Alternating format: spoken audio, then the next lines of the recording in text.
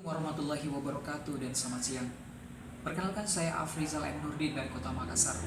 Teman-teman, pada kesempatan kali ini izinkan saya untuk menyampaikan sebuah tulisan saya yang berjudul Masyarakat Sains di Bumi Rafflesia. Hari ini adalah hari ke-7 saya berada di Kota Bengkulu, menjadi salah satu peserta guru dalam kegiatan Pekan Ilmiah Remaja Nasional PIREN ke-15 tahun 2016. Hingga hari ini telah banyak ilmu pengetahuan dan wawasan yang saya peroleh. Di tempat ini, saya juga banyak belajar tentang penelitian dan penulisan karya tulis ilmiah. Saya bersyukur kepada Allah Subhanahu wa Ta'ala karena dalam perjalanan hidup saya diberikan kesempatan untuk menginjakkan kaki di bumi Rafflesia. Di sini saya bertemu, berkenalan dan belajar bersama dengan teman-teman saya, dengan saudara-saudara saya, dengan orang-orang hebat yang datang dari seluruh wilayah Indonesia. Di tempat ini pula saya bertemu dan menimba ilmu dari seorang Profesor Dr. Imade Sudiana. Beliau adalah peneliti biologi dari LIPI. Beliau banyak menginspirasi dan memotivasi saya untuk menjadi seorang peneliti. Teman-teman, bagaimana mungkin seorang guru mampu memotivasi peserta didiknya menjadi seorang peneliti bila dirinya sendiri tidak mempunyai passion untuk meneliti. Dari Bengkulu untuk Indonesia, sebuah kalimat yang luar biasa, syarat dengan makna dan arti. Jujur saya bingung ketika saya harus membuat tulisan ini. Bukan karena saya tidak punya bahan untuk menulis, namun sebaliknya, begitu banyak keistimewaan Bengkulu yang ingin saya ceritakan. Saya bingung harus memilih yang mana atau memulai dari mana. Bengkulu memiliki nilai histori yang begitu tinggi. Sejarah telah mencatat arti penting kota Bengkulu dalam mengawal kemerdekaan Indonesia. Pada tahun 1930-an, Bengkulu menjadi tempat pembuangan sejumlah aktivis pendukung kemerdekaan, termasuk Soekarno. Dan di tempat inilah Soekarno bertemu dengan Fatmawati yang kelak menjadi istrinya. Bengkulu memiliki kesenian batik besurek yang merupakan warisan budaya Republik Indonesia, serta turut memperkaya khasanah budaya Indonesia. Kebudayaan Bengkulu memiliki ciri yang berbeda karena dipengaruhi suku berbeda, yakni kebudayaan Bengkulu Selatan, suku Serawai, kebudayaan Rejang, dan kebudayaan pesisir. Budaya Tabot merupakan satu culture yang unik yang memadukan tradisi lokal dengan Islam Syariah secara kultural.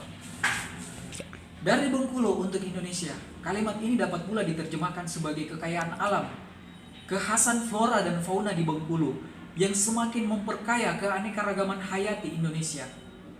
Berbagai macam kekayaan hutan yang dapat ditemukan di Bengkulu seperti kayu medang, meranti, ratan dan damar.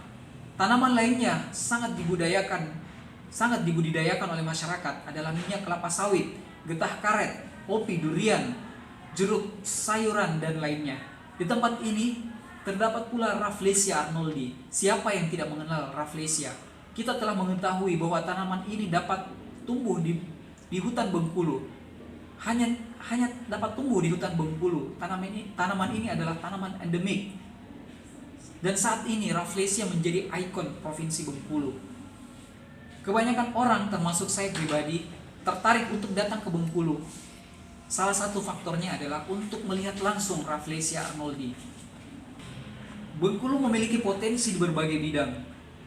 Namun menurut hemat saya, pembangunan Provinsi Bengkulu hendaknya dimulai dan menitikberatkan pada sektor pendidikan. Kemajuan suatu bangsa atau daerah hanya dapat dicapai jika masyarakatnya memiliki pola pikir yang maju, wawasan global, serta ditunjang dengan attitude yang baik. Ketiga hal tersebut hanya dapat dicapai melalui pendidikan. Jika masyarakat Bengkulu telah memiliki ketiga poin di atas, maka saya yakin bahwa segala potensi baik itu budaya maupun alam akan terselamatkan dan dapat tereksplorasi secara maksimal untuk kesejahteraan masyarakat Bengkulu dan Indonesia. Sebaliknya, jika masyarakat Bengkulu tidak memprioritaskan pendidikan sejak dini, maka dapat diprediksi bahwa segala aset di Bengkulu ini akan rusak, akan dicuri, akan dieksploitasi oleh pihak asing.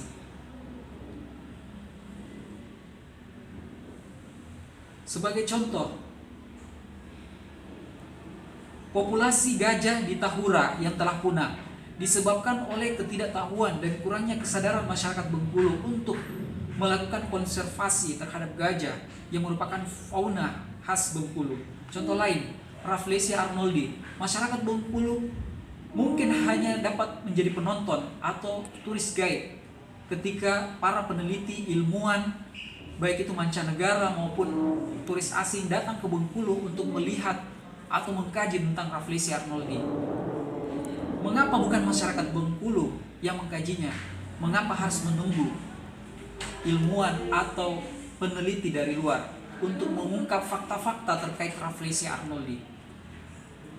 Dari Bengkulu untuk Indonesia bukanlah sebuah kalimat biasa. Kalimat ini telah menginspirasi saya pribadi guna ikut andil dalam menyumbangkan ide dan gagasan untuk mendukung kemajuan Provinsi Bengkulu ke depannya. Dengan mempertimbangkan keunggulan di berbagai sektor, terutama keunikan budaya, keramatamahan masyarakatnya, serta potensi alam yang begitu besar, maka saya tidak ragu untuk memperkenalkan Bengkulu di mata dunia. Saya ingin mengatakan bahwa saya bangga menjadi bangsa Indonesia. Saya bangga karena pernah menginjakkan kaki di bumi Rafflesia. Dan saya bangga karena hari ini saya telah memiliki ikatan batin yang begitu kuat dengan Bengkulu. Melalui tulisan ini saya ingin menyampaikan kepada pemerintah Indonesia, pemerintah Provinsi Bengkulu, pemerintah kota Kabupaten Bengkulu, serta seluruh masyarakat Indonesia bahwa Bengkulu sangat layak menjadi pusat kajian ilmu, pusat pendidikan dan latihan serta penelitian, pusat penelitian.